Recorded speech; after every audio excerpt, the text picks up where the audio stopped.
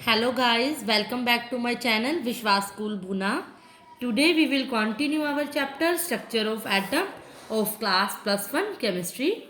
Students, today's topic is Modern Concept of Structure of Atom, जिसे हम quantum mechanical model का नाम भी देते हैं। इससे पिछली वीडियो में मैंने आपको बोहर्स के कंसेप्ट ऑफ क्वांटाइजेशन के बारे में बताया था कि उन्होंने क्वांटाइजेशन का कंसेप्ट दिया था। वो जो कंसेप्ट था उसकी लिमिटेशंस भी थी कुछ। उसकी लास्ट लिमिटेशन के पॉइंट में मैंने आपको बताया था कि ये भी सक्सेस नहीं हुआ था। कुछ ऐसे दो अलग पॉइंट थे, दो प्रिंसिपल थे जिसने इस पॉइंट को बोहर्स की जो लिमिटेशन थी उसको ओवरकम किया था, उसकी शॉर्ट कमिंग्स को पूरा किया था। वो जो प्रिंसिपल थे, एक फर्स्ट था dual nature of matter and second is Heisenberg uncertainty principle, जिसकी वजह से इस मॉडर्न कंसेप्ट, इसीलिए इसका नाम दिया गया कि स्ट्रक्चर ऑफ एटम की जो बातें बोहर्स ने कही थी, नील बोहर ने कही थी, जो उसकी कमियों को पूरा करने के लिए जो नए कंसेप्ट आए थे वो क्या थे? Dual nature of matter and Heisenberg uncertainty principle. आज हम पढ़ेंगे ड्यूल नेचर ऑफ मैटर का। Dual nature of matter, as the name suggest, matter कोई भी पार्टिकल्स के दो तरह के नेचर होते हैं, पार्टिकल नेचर और वेव नेचर। दो तरह के नेचर होते हैं। दो तरह के नेचर, आइंस्टाइन ने कहा था कि जो लाइट होती है वो वेव की तरह भी बिहेव करती है और पार्टिकल की तरह भी बिहेव करती है, इसीलिए इसका क्या होता है? ड्यूल कैरेक्टर होता है। आइंस्टाइन ने ये बात लाइट के लिए कही थी। डी ब्रोगली ने कहा था कि जो लाइट होती है वो भी, डी ब्रोगली ने भी यही बात कही थी कि जो लाइट होती है वो पार्टिकल और वेव दोनों तरह के करेक्टरिस्टिक शो करती है। सारे माइक्रोस्कोपिक जो मटेरियल्स होते हैं, माइक्रोस्कोपिक का मतलब छोटे छोटे छोटे इलेक्ट्रॉन हो गए, प्रोटॉन्स हो गए, न्यूट्रॉन्स हो गए, वो जो मटेरियल्स होते हैं ये पार्टिकल नेचर के साथ साथ वेव नेचर भी शो करते हैं। डी ब्रोगली ने ये बात बताने के लिए एक अपनी इक्वेशन दी थी, अपना एक रिलेशन दिया था जिसको हम डी ब्रोगली रिलेशनशिप के नाम से जानते हैं। डी ब्रोगली एक साइंटिस्ट का नाम था जिन्होंने ड्यूल नेचर ऑफ मैटर को एक्सप्लेन करने के लिए अपना एक रिलेशनशिप दिया था। उसने भी यही कहा था, फिर से बता रही हूँ, कि सभी जो मटेरियल पार्टिकल्स होते हैं इन मोशन, जब वो चलते हैं तो वो वेव करेक्टरिस्टिक शो करते हैं। अदरवाइज मटेरियल पार्टिकल्स तो हैं, मटेरियल है पार्टिकल्स की फॉर्म में तो हैं। किसने कहा कि all material particles in motion possesses wave characteristics, wave motion भी शो करते हैं।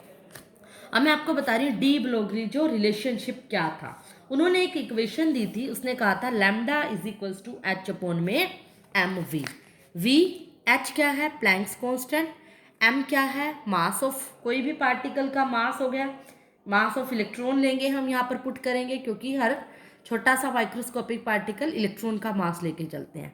v is velocity. और एम वी हमें पता है क्या होता है, उसने कहा था एम वी होता है एक मोमेंटम।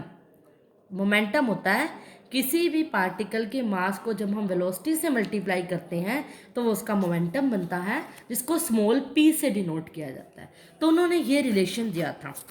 इसका ये बहुत इंपॉर्टेंट है, इसका डेरिवेशन हमारे सिलेबस में है। डेरिवेशन का मतलब होता है ये फॉर्मूला आया कैसे। इसने क्या यूज़ किया था? दो फॉर्मूले, दो रिलेशंस को यूज़ करके ये बना था। एक तो प्लैंक का, प्लैंक की आपको मैंने एनर्जी का फॉर्मूला बता चुकी हूँ, अब मैं इसको बहुत ज़्यादा एक्सप्लेन नहीं करूँगी। अकॉर्डिंग टू प्लैंक्स एनर्जी क्या होती थी? E is equals to H nu. Planck's के अकॉर्डिंग एनर्जी ये थी। आइंस्टाइन के अकॉर्डिंग एनर्जी, जो आप छोटी क्लासेस से भी पढ़ते आ रहे हो, आइंस्टाइन मास एनर्जी रिलेशनशिप जिसको आप बोलते हो, E is equals to M C square. Comparing equation number 1 and 2, किसी की लेफ्ट हैंड साइड इक्वल है तो right hand side automatic equal हो जाएगी, तो एच न्यू क्या हो जाएगा? M C square.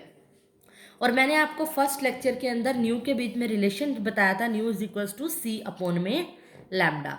तो मैं यहाँ वैल्यू पुट कर रही हूँ, nu is equals to C upon में लैम्डा पुट करी तो ये आया, सी से सी कैंसल, तो लैम्डा की वैल्यू क्या होगी? एच अपॉन में एम सी। सी क्या है यहाँ पे? Velocity of light. ये तो लाइट के लिए बात है। अगर कोई हम मटेरियल पार्टिकल की बात करेंगे तो मटेरियल पार्टिकल के लिए जो वेलोसिटी होगी उसकी वी से डिनोट करते हैं, एच अपॉन में एम वी हो जाएगी। लाइट की बात करोगे तो एम सी ले लोगे, सी की वैल्यू आपको सबको पता होनी चाहिए फिक्स होते हैं, ये बार बार मैं बता रही हूँ, 3 × 10⁸ मीटर पर सेकेंड। और v क्या होती है, किसी भी पार्टिकल की वेलोसिटी। तो लैम्डा इसके अकॉर्डिंग इन्वर्सली प्रोपोर्शनल किसके हो गया, मोमेंटम के। मोमेंटम ही होता है v। इन्वर्सली क्यों लिखा, h क्या होता है, कांस्टेंट है, और कांस्टेंट को हटा के हम प्रोपोर्शनल का साइन लगा सकते हैं। तो इन्वर्सली किस पे डिपेंड हुआ, कौन सा मेजर फैक्टर है इसमें, मोमेंटम के। अगर किसी का मोमेंटम है पार्टिकल का बढ़ेगा तो उसका वेवलेंथ क्या होगी, घटेगी। ये था डी ब्रोगली रिलेशनशिप। कई बार एग्जाम में आ जाए कि डिराइव करो इसका डेरिवेशन, तो ये सारा डेरिवेशन आपको करके बताना है। उसके बाद ये इक्वेशन जो था इसकी जस्टिफिकेशन दी गई थी। ये जस्टिफिकेशन का मतलब है कि दोनों जो ड्यूल नेचर है इलेक्ट्रॉन्स का, ये कैसे जस्टिफाई किया गया, कुछ एक्सपेरिमेंट से किया गया था। जस्टिफिकेशन जिसको हम कहते हैं, कुछ एक्सपेरिमेंट किए गए थे जिसने जो कोई भी पार्टिकल था उसका, कोई भी जो मैटर था उसका पार्टिकल और वेव नेचर को जस्टिफाई किया गया था। एक्सपेरिमेंट के द्वारा दोनों नेचर को जस्टिफाई किया गया था। पहला जो नेचर था वो क्या था, पार्टिकल नेचर। पार्टिकल नेचर को जस्टिफाई करने के लिए जो एक्सपेरिमेंट दिया गया था उसमें क्या बताया गया, इस एक्सपेरिमेंट में जैसे मान लो कोई भी एक लाइट ली गई, इलेक्ट्रॉन्स लिए गए, कोई लैंप लिया गया, जैसे मैं आपको इसका डायग्राम बता देती हूँ। इसमें क्या कहा गया, ये प्रूव करना है हमने, इसके अंदर प्रूफ क्या करना है पहले एक्सपेरिमेंट में, कि इलेक्ट्रॉन के अंदर कैसा नेचर होता है, पार्टिकल का नेचर होता है। लाइट के अंदर जो इलेक्ट्रॉन के अंदर, ये जस्टिफाई एक्सपेरिमेंट के द्वारा किया गया था। ठीक है, तो इस एक्सपेरिमेंट में क्या किया गया, जब इसके अंदर एक लाइट की बीम, कोई भी सोर्स ले लिया, बल्ब, वहाँ से क्या निकली, कुछ लाइट निकली, इसमें रेडिएशंस, इलेक्ट्रॉन की क्या निकली, एक बीम निकली। इलेक्ट्रॉन्स होंगे क्योंकि पार्टिकल नेचर होता है लाइट का, हमें पता है। जब इस लाइट को इसमें से पास कराया गया, एक इलेक्ट्रिक फील्ड लगा दिया गया, आगे इसके रास्ते में क्या रख दिया, इलेक्ट्रिक फील्ड। इस इलेक्ट्रिक फील्ड का क्या पर्पस था, to accelerate the speed of electron. Accelerate speed of electron का मतलब होता है इलेक्ट्रॉन की स्पीड को बढ़ाना था। यहाँ से जो रेडिएशंस की फॉर्म में इलेक्ट्रॉन की बीम आ रही थी, जैसे ही हमने इलेक्ट्रिक फील्ड रखा तो इससे क्या हो गया, इसके इलेक्ट्रॉन की जो स्पीड हो गई थी वो बढ़ गई, वो तेज़ी से आने लग गई। यहाँ पर क्या होता है, ये इस फॉर्म में रखा जाता है, यहाँ पर एक स्पेस होता है जिसमें से ये पास हो जाते हैं। पूरा इसको जोड़ना नहीं है, इस स्पेस को इस तरह की जो पट्टी सी होती है, जो इसको हम क्या बोलते हैं, स्लिट बोला जाता है। स्लिट एक पतली सी ऐसे पाइप टाइप होती है जिसके अंदर क्या होता है, एक होल होता है जिसमें से कोई भी बीम पास हो सकती है। तो इसको जोड़ना नहीं है, यहाँ पे आप स्पेस रख दोगे दोनों के बीच में, यहाँ इतना, ये होती है स्लिट। वैसे वो किसकी थी, इलेक्ट्रिक फील्ड की थी, जिसका पर्पस मैं बता चुकी, इलेक्ट्रॉन की स्पीड को बढ़ाना था। फिर इसमें इसको क्या किया गया, एक निकल क्या है, एक मेटल है, निकल के क्रिस्टल में से पास कराया गया, और क्या देखा गया, सामने क्या रख दी, एक स्क्रीन रख दी, ZnS मटेरियल की बनी हुई स्क्रीन रख दी गई। इस स्क्रीन पर क्या देखा गया, वो तो शेप है स्क्रीन की, कैसी भी ले लो। इसमें क्या देखा गया, एक इलेक्ट्रॉन निकलता तो एक स्पॉट बन जाता था, स्पॉट मतलब एक डॉट सी बन जाती थी। फिर इसी तरह से कई इलेक्ट्रॉन निकले, एक डॉट बन गई, हर इलेक्ट्रॉन की एक एक क्या बनती थी, डॉट बनती थी, हर बार ऐसा देखा गया। तो उन डॉट को जब मिलाया गया तो एक देखा, एक सर्कुलर सी शेप मिलती थी ऐसे, एक बहुत सारे से हमें कॉन्सेंट्रिक सर्कल्स मिल गए। कॉन्सेंट्रिक का मतलब होता है जिसका सेंटर एक ही होता है, बहुत सारे ऐसे सर्कल प्रोड्यूस्ड हुए, और इसको नाम दिया गया सिंटिलाइजेशन का। इसको क्या कहते हैं, सिंटिलाइजेशन। इस सर्कल से बहुत सारे जो लाइट आई, जो स्पॉट ऑफ लाइट जिसको हम बोलते हैं, एक इलेक्ट्रॉन ने अपनी एक डॉट दी, एक स्पॉट दिया, और इसको नाम क्या दिया गया, सिंटिलाइजेशन का, साइंटिस्ट ने इसको नाम दिया गया था। इससे ये पता चला हर स्ट्राइकिंग इलेक्ट्रॉन क्या करता है, एक ही सिंटिलाइजेशन पॉइंट, इस पॉइंट को बोलते हैं, हर इलेक्ट्रॉन अपना अपना एक सिंटिलाइजेशन पॉइंट क्या करता है, प्रोड्यूस्ड करता है। और इससे पता चलता है कि इलेक्ट्रॉन का जो बिहेवियर होता है वो कैसा बिहेवियर होता है पार्टिकल, क्योंकि एक पॉइंट की फॉर्म में क्या कर रहा है इलेक्ट्रॉन, एक पॉइंट छोड़ रहा है, पॉइंट को नाम दे दिया गया बस एक साइंटिस्ट ने, सिंटिलाइजेशन। तो इससे पता चल गया कि इलेक्ट्रॉन का कौन सा बिहेवियर है, सिंटिलाइजेशन जो पॉइंट है इसको नाम दिया गया इलेक्ट्रॉन का, पार्टिकल नेचर का नाम दिया गया, कि इलेक्ट्रॉन, ये प्रूव करता है कि ये इलेक्ट्रॉन पार्टिकल नेचर भी शो करते हैं। अब जस्टिफिकेशन एक नेचर की तो हो गई पार्टिकल की, वेव नेचर की जस्टिफिकेशन के लिए जो एक्सपेरिमेंट दिया गया था उस एक्सपेरिमेंट का नाम था डेविसन एंड जर्मन एक्सपेरिमेंट। ये एक साइंटिस्ट थे, केमिस्ट थे, डेविसन एक जर्मन के साइंटिस्ट थे। इसका नाम दिया गया डेविसन एंड जर्मन एक्सपेरिमेंट।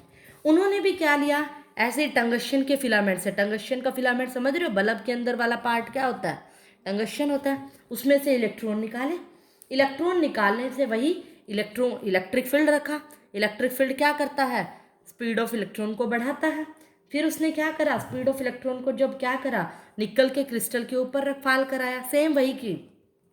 तब उसने क्या देखा कि उस निकल के क्रिस्टल पे पास कराने पर एक कॉन्सेंट्रिक मतलब जिसका सेंटर एक होगा, डार्क और ब्राइट कलर की रिंग्स ऑब्टेन्ड होने लग गई। एक मान लो कोई डार्क थी, ये डार्क है रिंग, और एक लाइट कलर की रिंग होगी, एक डार्क हो गई एक लाइट। इस तरह से कॉन्सेंट्रिक से सर्कल बनने लग गया, एक डार्क और एक लाइट कलर की क्या होने लग गई, रिंग ऑब्टेन्ड होने लग गई, सर्कल सा ही ऑब्टेन्ड होने लग गया। और ये जो रिंग्स थी ये शो करती थी, ये जो पैटर्न था वे कुछ, जब इसको कंपेयर किया गया डेविसन और जर्मन ने, तो उन्होंने ऑब्जर्व किया कि ये पैटर्न बिल्कुल एज इट इज़ एक्सरे के पैटर्न जैसा था। एक्सरेज होती है ना जो, उससे कंपेयर किया गया, उससे मिलता जुलता पैटर्न था। ये एक्सरे का पैटर्न हो गया और ये था इलेक्ट्रॉन का, जब एक्सपेरिमेंट के बाद, तो मिलता जुलता इनको पैटर्न सा मिला था। और हमें पता है कि जो एक्सरेज का जो करेक्टर होता है वो वेव करेक्टर होता है, तो इससे उनके एक्सपेरिमेंट की जस्टिफिकेशन हो गई थी कि इलेक्ट्रॉन होते हैं जो वेव करेक्टर भी शो करते हैं और पार्टिकल करेक्टर भी शो करते हैं। ये तो था डेविसन और जर्मन का। हमारे सिलेबस में जो वेव करेक्टर के दोनों एक्सपेरिमेंट है, दूसरा जो एक्सपेरिमेंट दिया गया था वो थॉमसन ने दिया था।